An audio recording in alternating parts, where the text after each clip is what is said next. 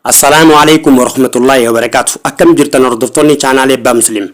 Arra barnoota haalaan barbaachisaa fi bareedaa ta'e tokkoon isiniif qabadhee dhufe barnoonni keenya kanarraa maali yoo kannaan jettan taate akkamitti liinkii YouTube keenya TikTokii keenya jala galfannee subscribe hedduu fi view hedduullee karaa saniin argachuu dandeenya waan jedhamu kanarraa isin gargaaruu barbaada. Namoonni hedduun kan keessan na gaafatanillee ni jira jechuudha barnoota kana. Saniifin ani sarara barnoota kana isiniif qabadhee dhufe barnoota TikTokii qajeeluu kana bakka takka argachuudhaaf Playlist tiyyaatan gala seentaniituma yoo laaltan barnoota akka isaa wal fakkaataniin wal bira isiniif kaa'ee jira jechuudha. Barnoota emailii qajeeluu kanaas asuma argachuu dandeessan jechuudha. Barnoota TikTokiitis asii argattan barnoota Facebook yoo kan jettan taate kunooti asuma jira jechuudha.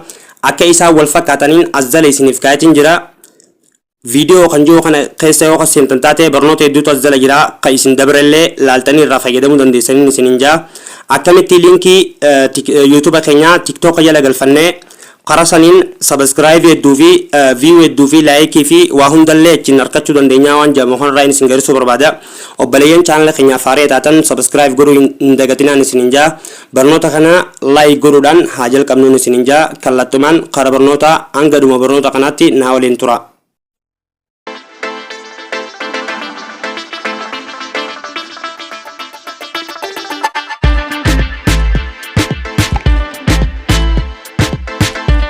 TikTok keessan keessa ni galtan.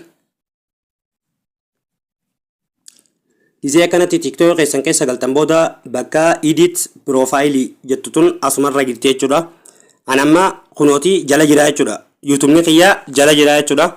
Anamma irraa remove godheetiin isin gargaaruu deemaa jechuudha. Akkamitti YouTube finne kanatti TikTok keenya jala kaayyannaa waan jedhamu kanarraa isin gargaaruu deema waan ta'eef irraa haqeetiin kan jala jiru kanaas irraa baaseetiin isin gargaarsaa jechuudha. Bakka edit profile jettutana jalan seentanii jechuudha. Izee kana seentan waa hedduutu jira jechuudha. Website jira jechuudha. Website keessanis fidattanii as jala kaa'achuu dandeessanii jechuudha.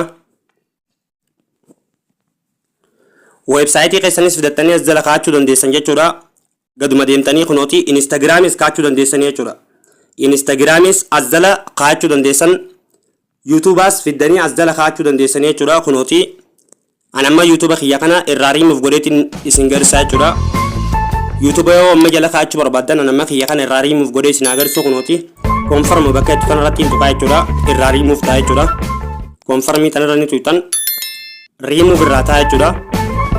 Remove irraa ta'a. Amma irraa booda deebi'ee isin agarsiisu. Refresh godhee agadhiisu jechuudha. Kunooti amma YouTube ni kiyya asii ka'ee jira jechuudha. Ammallee deebitanii eessan naaf deebitan bakkuma edit profile jettu tana keessa naaf deebitanii jechuudha.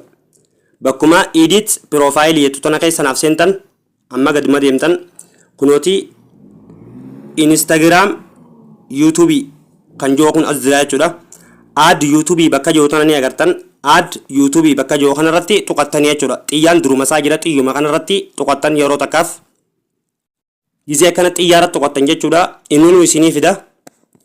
Xiyyaara tuqattanii xiqqaa waydan. Akkanatti akkaawuntii Google kan qabdan isinii baasaa jechuudha. Akkaawuntii tokko asuma keessa irratti tuqattanii deemuu dandeessanii jechuudha.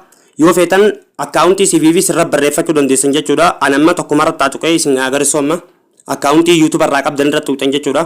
Akkaawuntii YouTube irraa qabdan san irratti tuqtanii jechuudha. Gizee inni akkanatti isinii fide booda kunooti continue jala kanarra jirti jechuudha. Continue jala kanarra jirti kunooti continue tanarratti tuqattanii jechuudha. Yeroo takkaaf kunooti nu deebisee jira jechuudha. Inni numma booda nu deebisee jira jechuudha. Kunooti naaf galee jira jechuudha. Kunooti naaf galee jira jechuudha. Amma isin agarsiisu irraa ba'ee isin agarsiisu kunooti YouTubein kiyya bakka jiru naaf deebi'ee jechuudha. Bakkuma duraanii sanitti deebi'ee jechuudha. Akkanatti steepii salphaa ta'e kanaan YouTube keessan as jala galfachuu dandeessan. Namni yoo dhufee amma YouTube kiyya kana kaas jala jiru kana irratti tuqee directuma channel kiyya keessa isa geessaa jechuudha. Steepii salphaa ta'e tanaan sirreeffadhaatii jala kaadaan isiniin jaa warri YouTube qabdan karaa kanaa YouTube keessan dafee guddachuu danda'a jechuudha. Barnoonni keenya kanarraa kana fakkaataa akkanatti steepii salphaa ta'e tanaan sirreeffachuu qabdaniin isiniin jaa. Obboleeyyan channel keenyaa faaree taatan ammallee subscribe godhuu hin dagatinaan isiniin jaa. Barnoota kana laayikiin saqandii tokko takka isiniif fudhatti laayikii tuqaa waan isin dhibee koomentii irratti naaf barreessaa uggusumaan viidiyoon qabadhee isiniif dhufe jechuudha.